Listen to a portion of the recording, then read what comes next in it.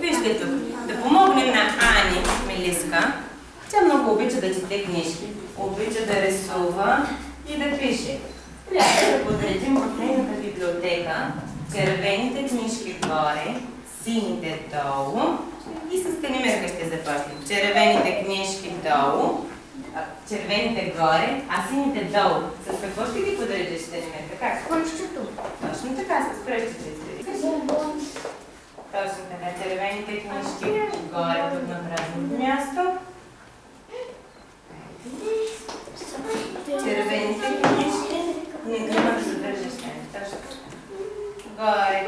Добре, благодаря ти, Таня. А сините къде ли казах, че ще са? Долу. Сините долу.